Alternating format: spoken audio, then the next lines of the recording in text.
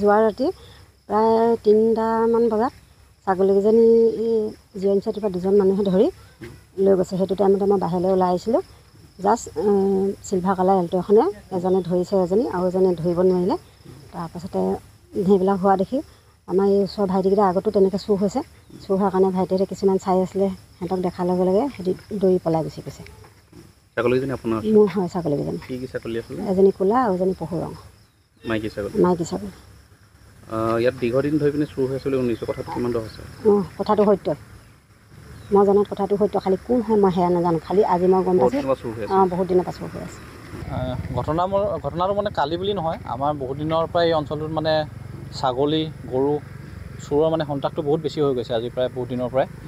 কিন্তু আমি সেইকাৰণে কি হ'ল, আমি গাঁৱৰ ল'ৰাখিনিয়ে সদায় প্ৰত্যক্ষ কৰি মানে চাই আছিলোঁ কেনেকৈ ধৰা পেলাব পাৰোঁ, কোনে নিছে আচলতে। আমাৰ ভিডিঅ'সকলেও সহায় কৰি আছিলে। যোৱাকালি সেইদৰে মানে আমি চাই থাকোঁতে দুটা ছাগলী মানে আমাৰ দীৰ্ঘদিনালি কাষৰে আমাৰ মাহী এজনী ঘৰৰ পৰা কোনোবা এজন মানুহে তেতি গম পোৱা মতে খুলিছিলে কৈছে, খুলি পিনি জিৰণি নিব নোৱাৰা কাৰণে জিৰণি চোৱাটো থৈ গ'ল। জিৰণি চোৱা এটা আছে। তাৰপিছত ৰাতি প্ৰায় আমি কোনোবাই নিবহিনি বুলি চাই থাকোঁতে মানে ৰাতি প্ৰায় 3টামান বজাত এল্ট'খন চিলভাৰ কালাৰ এল্ট'খনে মানে ছাগলীকেইটা উঠাবলৈ আহিছে। এটা উঠাওঁতে মানে যেতিয়া চিঞৰিলে আমি গম পালোঁ, গাড়ীখনো ৰখালে, আমি ৰখি আছিলোঁ যিহেতু। তাৰপিছত আমি যেতিয়া ওলাই আহিলোঁ, আমাৰ খেদিলোঁ যেতিয়া তেহেঁতক, তেতিয়া এটা ছাগলী লৈ মানে এটা ছাগলী নিব নোৱাৰিলে, থৈ পিনি গুচি গ'ল সিহঁতি। তাৰপিছত আমি লগালগ আমাৰ আৰু এজনৰ সৈতে মই আছিলোঁ, খেদি গ'লোঁ, গাড়ীখনৰ পিছা কৰি গ'লোঁ। গৈ শেষত আমাৰ এই বৰবিলত মানে ছাগলীটো তেহেঁতি গাড়ীৰ পৰা গ্লাছৰ পৰা উলিয়াই দলিয়াই দিলে। কিন্তু তাৰপিছত আমি তাৰপিছতো তেহেঁতক খেদাই গ'লোঁ। খেদাই গৈ শেষত এঠাইত ৰখিলেগৈ সিহঁতি, যেতিয়া পলাব নোৱাৰিলে আমাৰ লগত গাড়ীত। তো ৰখি দেখোঁ যে তাত মানে আমাৰ বৰবিলৰ দুজন ল'ৰা আছিলে, এজন আমাৰ ৰিংকু কোঁৱৰ আৰু এজন বিশেষকৈ মানে ক'বলৈ বেয়া লগা কথা, আমাৰ অসম আৰক্ষীৰে এজন মানে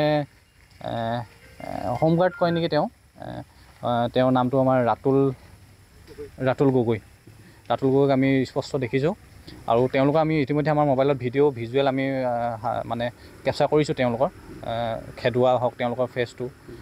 গতিকে আমি এতিয়া আপোনালোকৰ চেনেলত যদি এইটোৱে বিশেষ অনুৰোধ জনাম যে এই দীৰ্ঘদিন ধৰি যি আমাৰ অঞ্চলটোত হৈ আছে, আমাৰ সন্দেহ হৈছে এই লোকসকল মানে বিশেষভাৱে জড়িত আছে বুলি আমি ভাবিছোঁ। অকল ছাগলী চোৰ বুলি নহয়, আমাৰ গৰু হওক বা বিভিন্ন আমাৰ বুলিয়ে নহয়, আমাৰ এইবিলাক মোৰ লগত আছে, এওঁলোকৰো কেইদিনমানৰ আগতে গৰু হেৰাইছে, বিভিন্নজনে এওঁৰ ছাগলী হেৰাইছে, বহুত দিনৰ পৰা হৈ আছে। গতিকে আমাৰ প্ৰশাসনক মই বিহিত ব্যৱস্থা ল'বলৈ অনুৰোধ জনাইছোঁ। লগতে বিশেষভাৱে ক'ব বিচাৰোঁ যে ৰিংকু আমাৰ ৰিংকু গগৈ বোলাজনৰ মানে আমাৰ স্থানীয় ব্যক্তিসকলৰ বহুত দিনৰ পৰা মানে অভিযোগ আছে, তেওঁ অকল এইটো বুলিয়ে নহয়, ভাং বা ঘৰত চুলাই বনায় বা ড্ৰাগছ এইবোৰৰ লগত বহুত দিনৰ পৰা জড়িত বুলি আমি শুনি আছোঁ, ৰাইজৰ মুখে শুনি আছোঁ।